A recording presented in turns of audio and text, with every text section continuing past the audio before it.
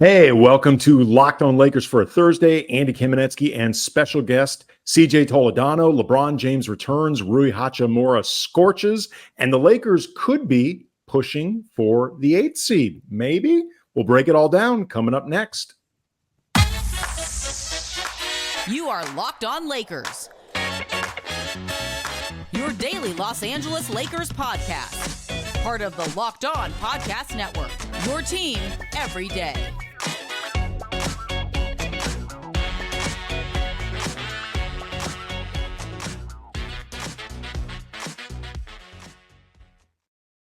And thanks for making Locked On Lakers your first listen wherever you get your podcasts, Monday through Friday, always free, never behind a paywall. And Locked On Lakers on YouTube is where you can go to hang out with over 23,000 subscribers. Really fun community of Laker fans, really hopping comment section, cool group of people. You will enjoy yourself. Leave comments because we use them often as jumping off points for conversations in this show. My brother Brian, as I mentioned before, he's taken a few days off, spring break with the family. I'll actually be gone some next week, but in his place, we got our buddy CJ Toledano. He is a content creator. He's a comedian. He is a basketball obsessive. He's also a Laker fan, which we will get into. He is the co-host of a new podcast called Point Game, which he co-hosts with former NBA All-Star and All-NBA John Wall, who is a much more impressive co-host than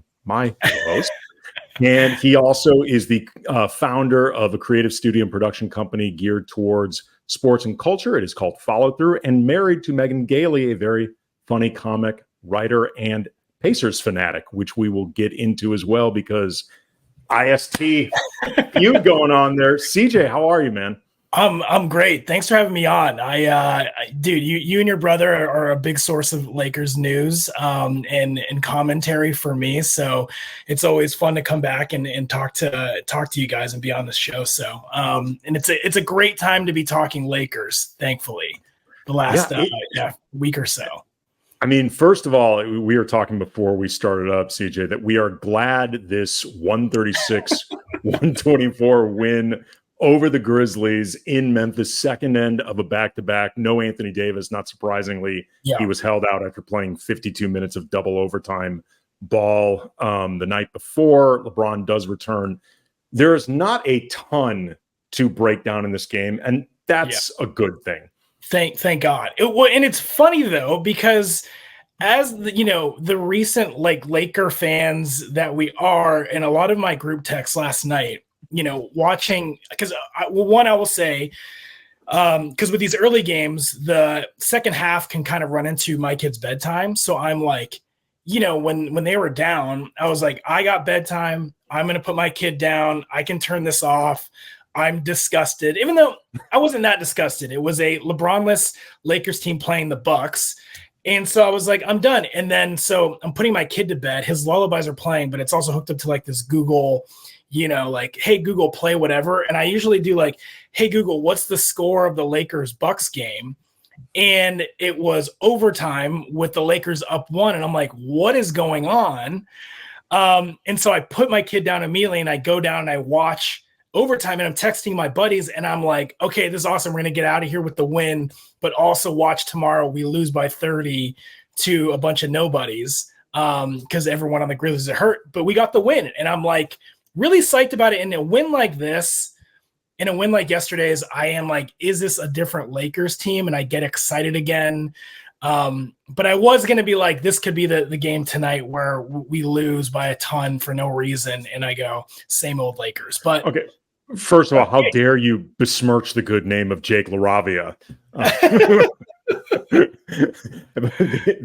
new JJ Redick of our time. Yeah. That guy went off. It's crazy. I mean, this team is 9 now. They're now 9 games over 500, which last year would have put them at a 4 seed. It's crazy how much more competitive the West is this year than last year. Last year, the Lakers post-trade deadline played really well to put themselves in a position to get in the play-in, then get the 7 seed, move forward. But the West also cooperated it is so insanely competitive this year.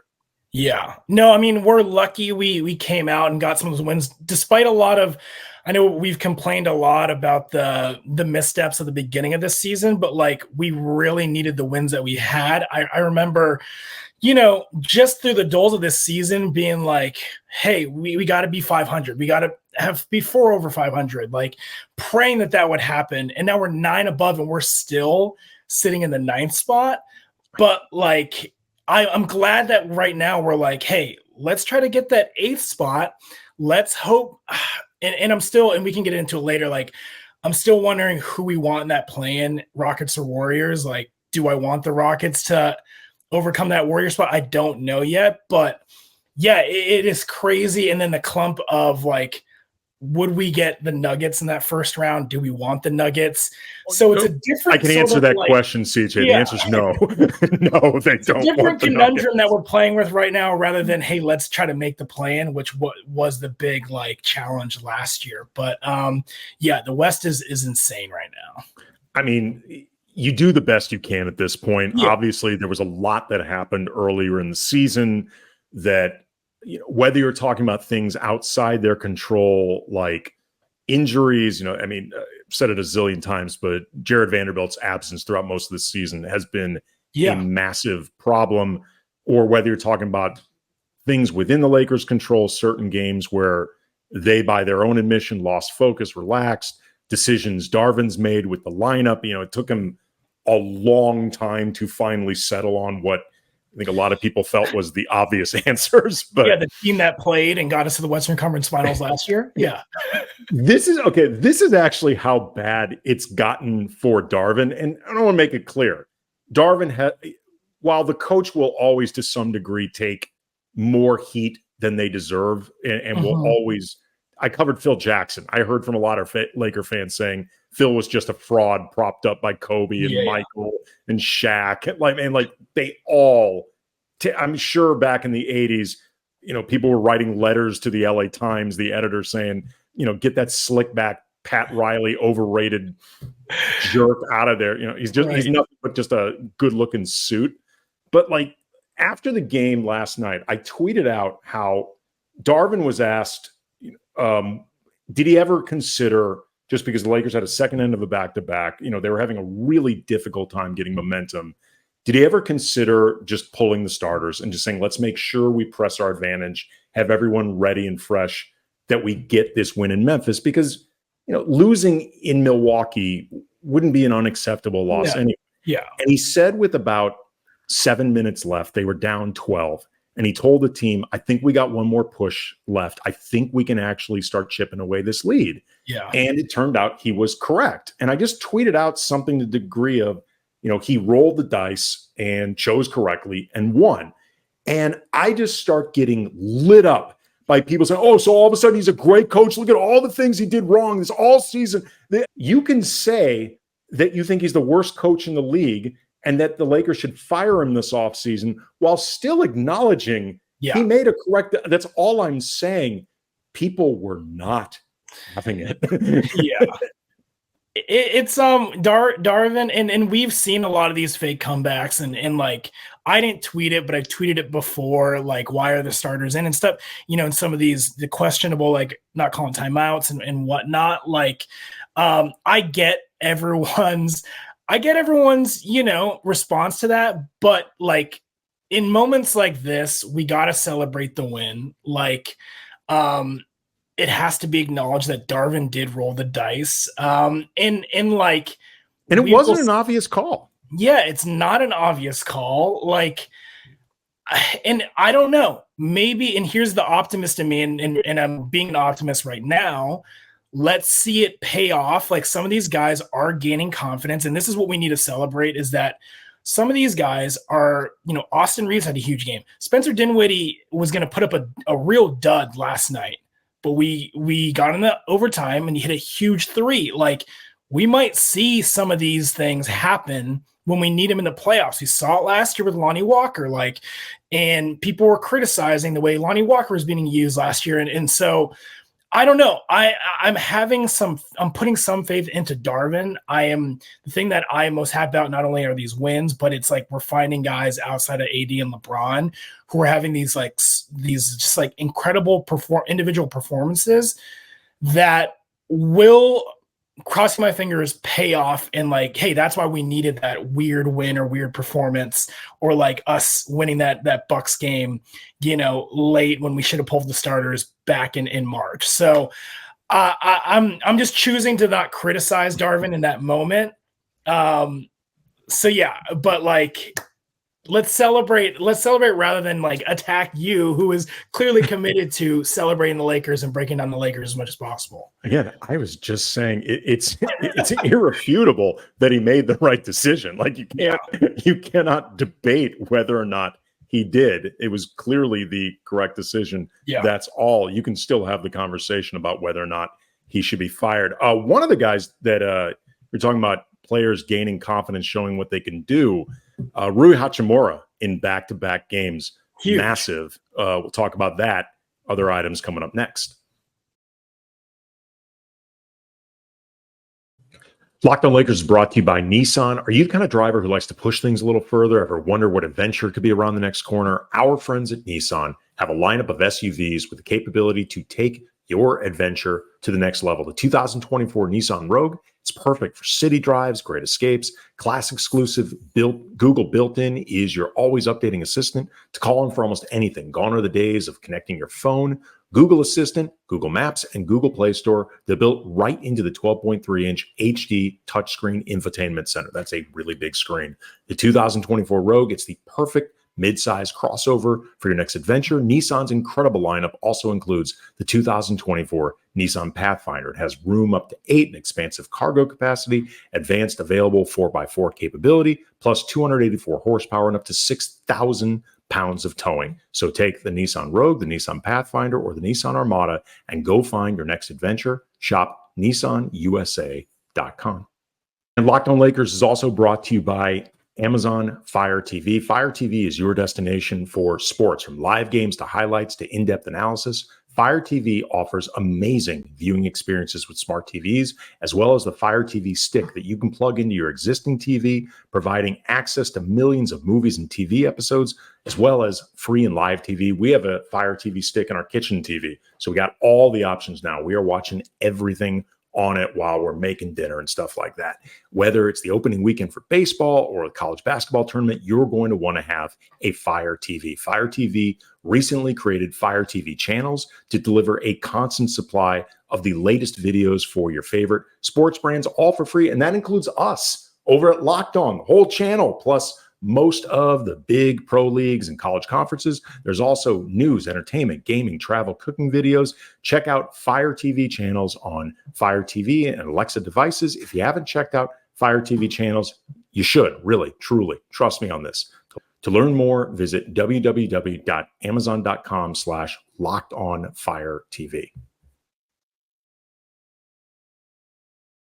Today's episode is brought to you by FanDuel. Make every moment count. Right now, new customers get $200 in bonus bets with any winning $5 bet. That's it. Just $200 off a winning $5 bet. So visit FanDuel.com/lockedon to get started.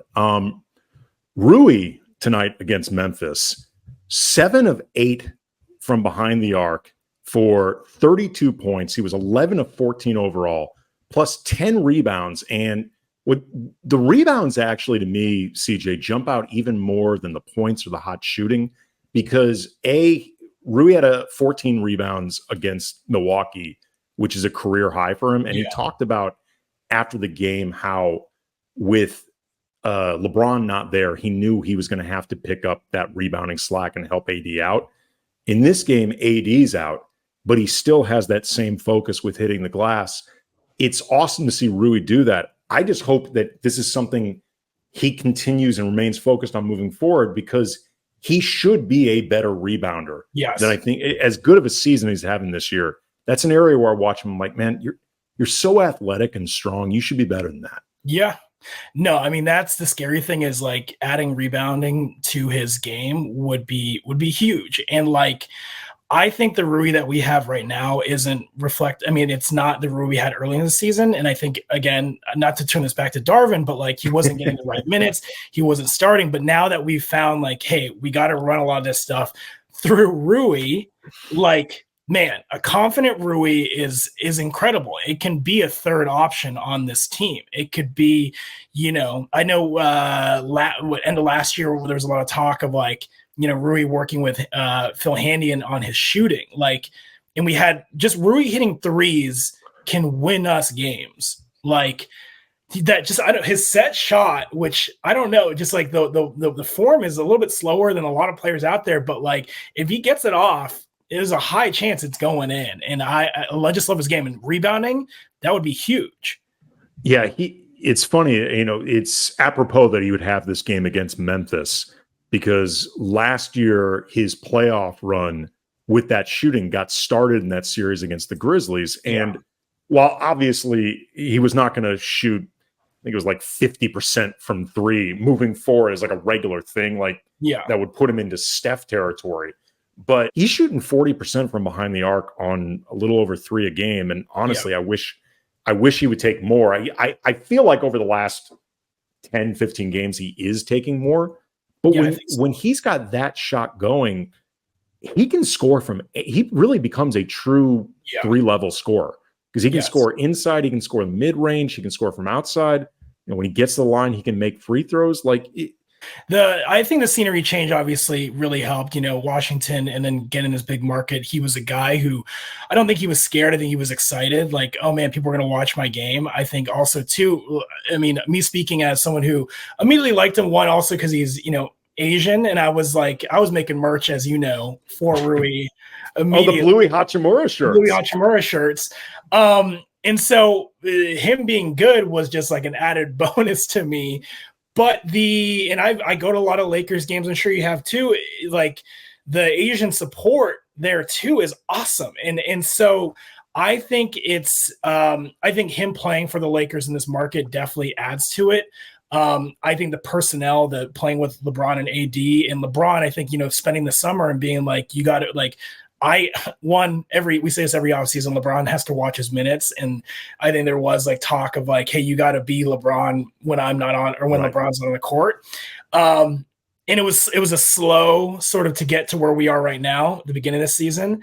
Again, we won't talk about that too much, but he is he's confident. He's having fun out there. He's really fun to watch. I think he really likes his teammates too. I think that the story about him and Austin, Rui said that, or Austin said that Rui didn't really talk. And then the second he got him going, he hasn't stopped. So I love that. And tonight, 32 points, I think, right? And Austin didn't have to score that much. And D'Lo didn't have, they didn't have to have those big games. Like, Rui being a leading scorer is really helpful to us. It was funny, actually. Mike Trudell, sideline reporter for the Lakers, he was doing the post-game walk-off with Rui, and he noted how Rui has played of late very well in that building, referencing the playoff run we talked about earlier. And Rui's response, and I want to make it clear, he's smiling when he said this. It wasn't meant, I think, as pure bleep talk, but he's like, I guess, I'm not going to lie, I'm not really a big fan of this city, which I thought was absolutely hilarious. You mentioned that connection to Rui being an Asian player. What does that mean to you? Like, to see, because there are not many Asian players in the NBA, much less ones that start on a contending team. Yeah. Like, what does that representation mean to you as an Asian basketball fan? It means everything. It's like, growing up, you had some players, you had Yao Ming, and then you had some players who came overseas and didn't really get to stick around because it's a hard league to be in. The international game has blown up, but even that, it was, it's like European, but Asian is like huge. Jeremy Lin was the first big one since Yao. And then, with Rui playing here in LA, and I mentioned that, and I grew up in Pennsylvania, so I didn't even have a lot of Asian friends. And I moved to LA, and then I really got to be immersed in my own culture. And then I had mentioned, I have a son who, this isn't force it on him, but he loves basketball. He says basketball. And the fact that I get really excited because, he wears Lakers gear to school or whatever. And I'm like, he's going to be a Lakers fan. So, like, if Rui's still around, which would be awesome. And then the Dodgers as well. And Megan and I are actually going to the Dodgers opener tomorrow, and we get to see Shohei. And just, I never got to, grow up and see representation, people that looked like me on television, not yet. Let alone on my favorite team. So it's just Sunue wasn't cutting it. Yeah. It's an added, I don't know. It's just an added, not bonus, but it's important. It's more than a bonus. It's important to see that representation. And I know back in the Philippines how much the motherland loves basketball, and it's, it started with Kobe, Jordan, and LeBron and all that too. But now to have someone who looks like us playing the games and affecting it and having an impact is so huge. You mentioned the Philippines, like it is Laker country. Big time. We saw the Austin fan frenzy from FIBA. It's like he is a megastar when there were, Anthony Edwards on the team, Tyrese Halliburton, like other stars on that team. But Austin was the one who had fans yelling about Taylor Swift and all that. So it's it's incredible how big the Lakers are. Coming up next, I want to talk about what it was like in your household during the IST. And then I want to talk a bit about your podcast, which recently had Spencer Dinwiddie as a guest. So we'll get into that coming up next.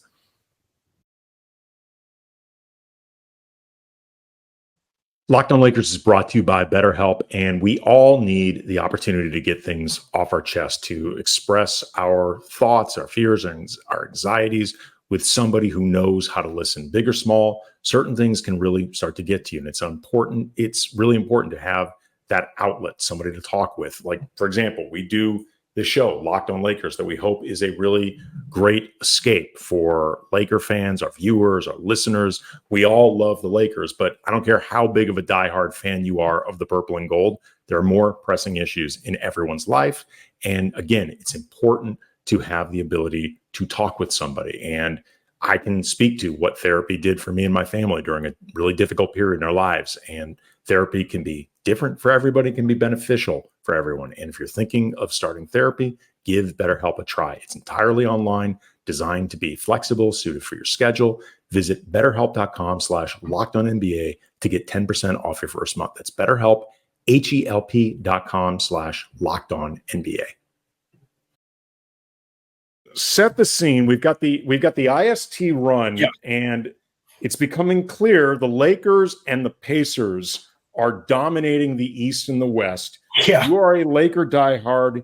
Your wife is a Pacers diehard who, by the way, knows the game really, really well too. Yeah. Passionate. What is that finals like between you guys? Divided home? It was playful for most of it. It was like, and then we were like, oh my God, yeah, they're both in the finals, and we're like, we had no plans of going yet, but my mom lives in Vegas, and we're like, how often are you, and maybe it happens in the future here, but like, how often are the Lakers and Pacers playing each other for something that is somewhat important, and also the first one ever? So we're like, I bought tickets as soon as I think the Lakers started, blowing out. Who do they? New Orleans. New Orleans, that's right. And I was like, oh, this is going to happen. And so we went there, and again, it was like, oh yeah, this will be fun. But I ended up having an incredible time. Megan kind of sat there quietly complaining that the Lakers are getting too many foul calls, like most of the league is still doing. But, and I have to remind her that you just got to celebrate the Pacers being good again. But I'm masking that and trying to be, humble, and also just be nice to my wife. But I took a lot of pleasure in the Lakers winning the in-season tournament, while also going the finals is a bigger, Yes. prize that we need to keep our eyes on. But it was sweet. It was a sweet weekend. My son did get hand, foot, mouth disease that weekend. Oh, well, and I felt like, hey, this is my son helping out my wife for me to not celebrate so much. So, I mean, you take a kid to Vegas and he's going to be walking around hands and foot on those floors, those streets, probably catching something. But it's with Megan and the Pacers, like in a lot of Indiana sports, it's like they haven't returned to glory for a while. And I had to just remind her, like, it's not win it or, it's not win or bust. It's like, you guys are winning. This is great. You have a good young team. And it's awesome that you guys are able to get here. I also need my Lakers to start getting into form here. Which they got more time. They have way more time. They have way more time. Like, come on, like Megan. Both those teams ended up having pretty big dry spells right after that. So yeah, I know it doesn't seem like it, but LeBron is actually going to retire at some point. Like we are on much more of a clock. I mentioned you have a new podcast now with John Wall called Point Game. Spencer Dinwiddie just did a really in-depth, fun conversation with you guys, so people should check it out. There'll be a link to the show in our show notes. But you have spent a lot of time around professional athletes. We both have in our respective jobs and careers. And you're now in a place where you're creating content with an athlete. Yeah. What stood out to you, like sort of broadly speaking, working with athletes in different capacities? What stood out is these guys have something to say, and working with a lot of athletes. And I say, I got my start like 10 years ago, and it's insane how far it's come along, because even back then it was like, hey, athlete, here's a script, read this endorsement. Hey, post-game press conference, whatever. What were your thoughts on the game? The big part of why I found it follow through was that, these athletes are human beings. And I sort of learned this when I was with the Detroit Pistons, where I knew from the get-go that this team, to garner attention to them, to give them spotlight, I can't rely on them winning, sadly. I just can't. I need to find the real stories about a lot of these players. And coincidentally, Spencer Dinwiddie was actually one of my the first athletes I ever shot with. And I remember being like, oh, this guy's really, affable and funny and cool young guy. And then, Andre Drummond was there and whatever. And so, but I had to learn more about these guys. And I also got into it. I remember just the way my perspective on sports back then, I was always like, oh yeah, I really like this guy because they're funny. Blake Griffin, he's a great dunker, but he's also really funny, and he has like a real interesting comedy. I've spent time around Blake. He is really funny. He's super funny. And so I really love that about sports. And over the years, thankfully, due to other podcasts like All the Smoke, I think Knuckleheads was, some of the pioneers of this. And now to the point where a lot of these athletes are having their own platform. And I think that's the most important thing, a platform to not just have to, have their game speak for themselves, but to tell their own stories about their upbringing, about their situations, about what they're doing currently. And even speaking on the game is really awesome. And it's technology has made that easier, but also fans just wanting more content has made it a reality. And so I think just being able to get on a mic really easily, and here's something interesting is John Wall sets up his own equipment sometimes, a lot of the times. And it's super easy for a lot of these guys to just turn on a switch and just say what is on the top of their minds. And just, they love talking basketball. They love talking sports. John loves talking about being a dad.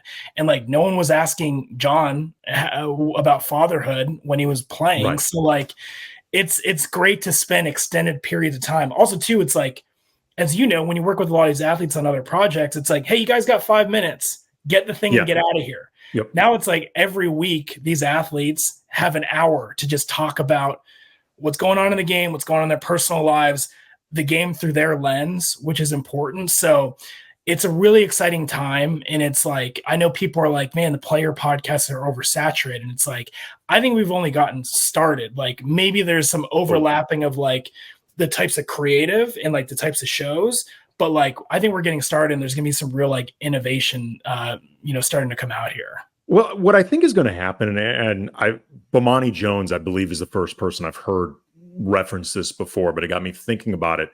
You've already mentioned, like, there is a saturation, whether you think it's oversaturation or not. There is a saturation of athlete podcasts. Mm-hmm. But after a while, you're going to start seeing the guys who are really dedicated to doing it and the guys who are really dedicated to getting better at it. Yes. Because, if you do this regularly, it's not easy. I'm not saying it's like nuclear physics, but it's not surgery, but it's not easy either. Like to create engaging content on a regular basis in a really crowded space, especially for a lot of these athletes when you already have a fair amount of money, the financial, you may be always looking for more money, but that's different than needing the money or being like desperate for the money, hungry for it. And you'll start seeing it's clear Steven Jackson and Matt Barnes, you referenced All the Smoke. They really care about this show. Like they want this show to be great. I imagine LeBron and JJ Redick, their new show, JJ Redick clearly cares about the podcasting space and he's really good at it. But like LeBron does not need to be doing this. No. He literally makes movies. He does not need to do a podcast unless he wants to. So I think like you'll know, for example, in a year, okay, is John Wall truly into this? Yeah. Are you starting to feel like he's like, it was fun for a while.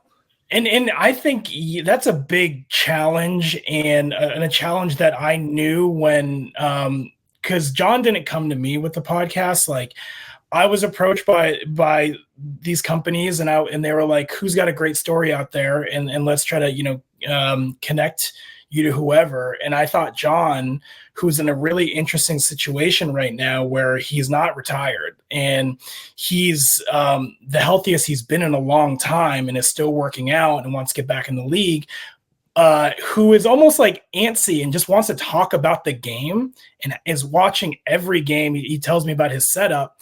And I'm like, dude, this is fantastic. Like, not only can we look back on your career, let's talk about the game through, like I said, your lens. Like you can break down what happened in this week's NBA in a way that the modern game. You've played in the modern game. And that's like an exciting thing that's like part of like, I've unlocked that for him, where he could be watching these games and normally we just have to just like almost bottle it up because he's not in the league right now. But now he can go out there and just like wax poetic on what he's seeing that not a lot of these other hot take panelists or whatnot are doing or can do. So that's sort of like we're 6 episodes in and I'm like, we've already, I think, accomplished so much. And I'm like, what else can we do with what makes John unique? And like you said, there is an oversaturation, but I'm like, how can we find where like, I think Gilbert Arenas is not only just like a basketball mind, but he's an entertainer and he's found that. And he's brought in like guys who can complement him. Paul George is a really good interviewer. Yeah. So like these guys have found their thing. And I'm like, I want to find John's thing that will keep him motivated. And like the way he felt on the court where he's like, I got to get on the court so I can like cross somebody up and dunk on him or block him. Like I want him to be like, I want to get on the podcast so I can ask, this unique question that only I can come up with or break down this current event or current, story in the NBA because I've lived through that. So that's like the challenge and like the objective to this show and keeping it fresh for us. We just had it this week where Kentucky, who John famously went to Kentucky, played under Coach Cal. And with that upset loss, the first person that everyone wants to talk about is Coach Cal. So it's like, yeah, we can go to turn on Sports Center or First Take or whatever and hear everyone saying, hey, fire Cal. But then you turn on our podcast, you have a guy who played with Cal.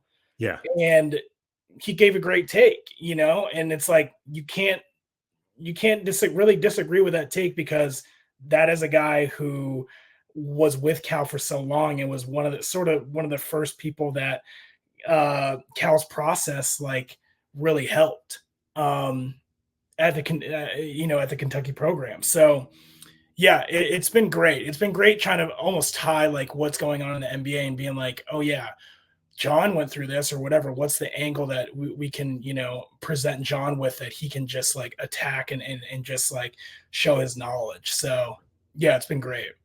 Again, the podcast is called Point Game. The production company is Follow Through. You can obviously follow CJ on Twitter at CJ Toledano. This was awesome, man. Really appreciate the time. It's fun catching up. Friday, I will be joined by Alan Sliwa from 710 ESPN, co-host of Travis and Sliwa's show, and also does pregame for the Lakers radio affiliate. And see if they can just keep this thing going, man. Keep it rolling through this road trip, and we'll see everybody on Friday.